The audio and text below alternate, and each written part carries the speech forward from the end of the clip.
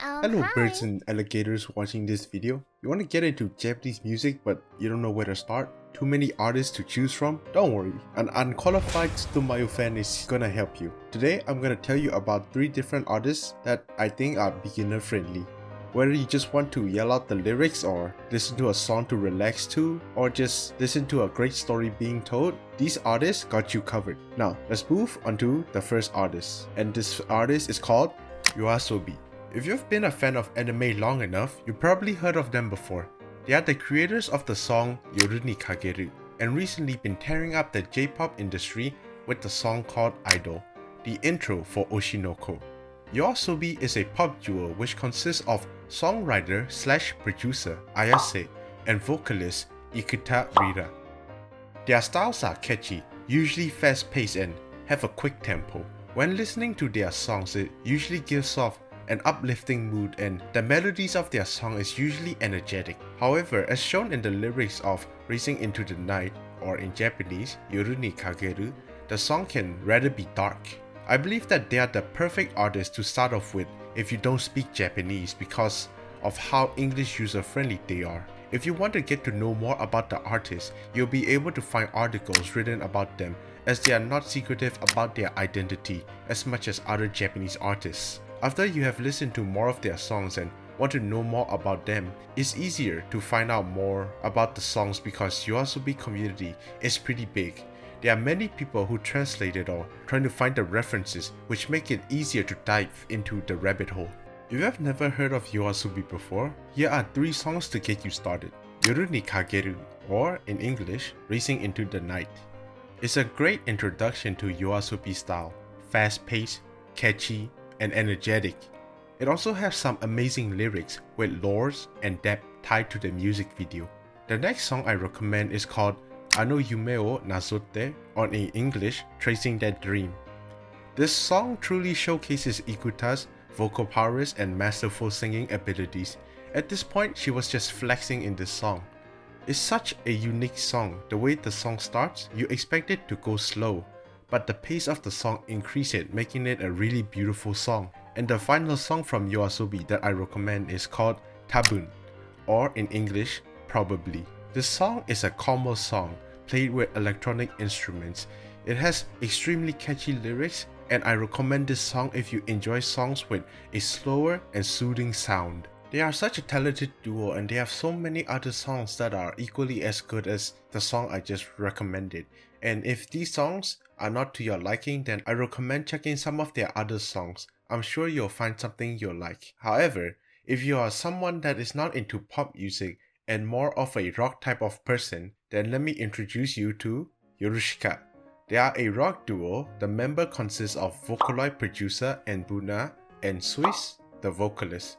Yorushika instruments are different as they mostly use electric guitars and drum, what a rock band would normally use. There are many reasons why I like this band.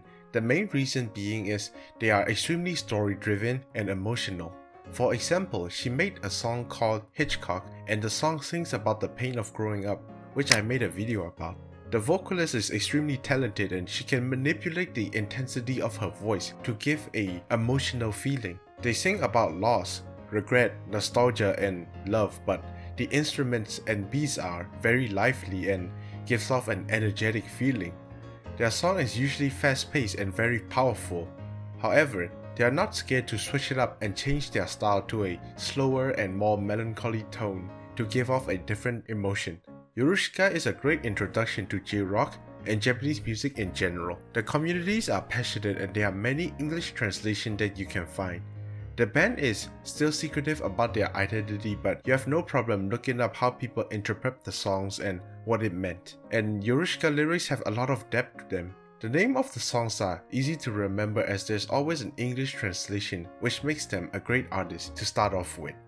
If you have never listened to Yorushika before, here are the 3 songs I recommend that you start off with. The first one is called Ite, or in English, Say It. A beautiful song with a really cute music video. The song is really easy to sing along, and I promise you that after listening to this song once, the lyrics will be stuck in your head.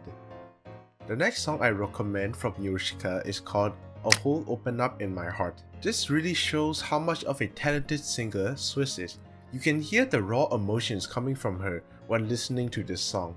She really got to shine in this track. And the last song I recommend from Yorushika is called Ghost in a Flower, a different style where it's slower, relaxed and calming.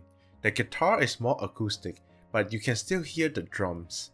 The vocal of this song is a lot more relaxed and overall have a more chill vibe.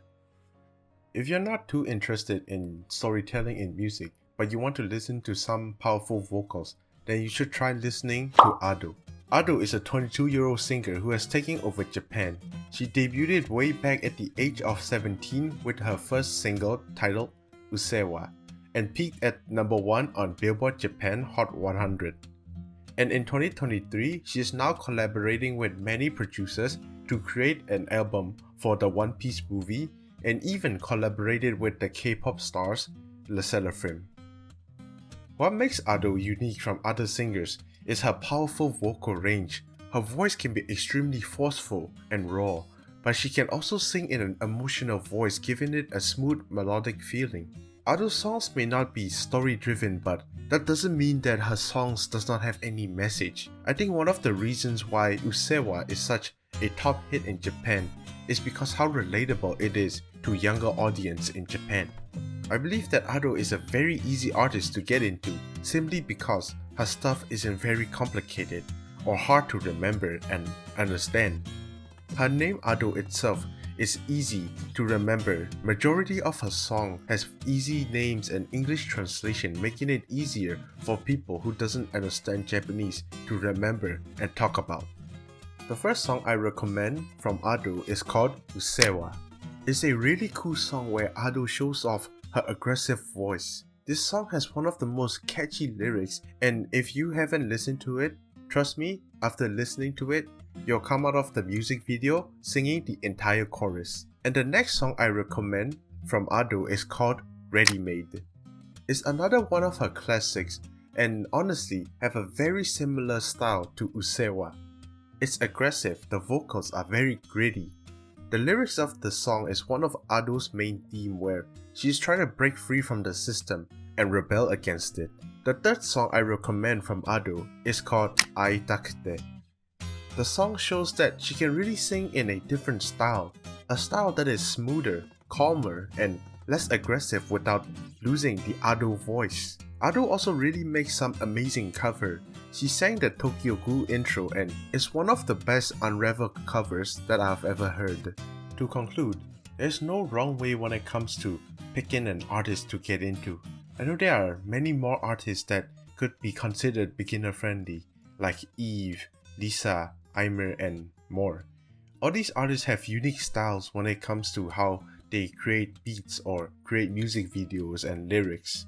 I just think that Yoasobi, Yorushika, and Ado just been tearing up the Japanese music scene. For me, they're almost like the big three when it comes to J music, because I went around asking people and majority of them have heard of a song from one of these artists.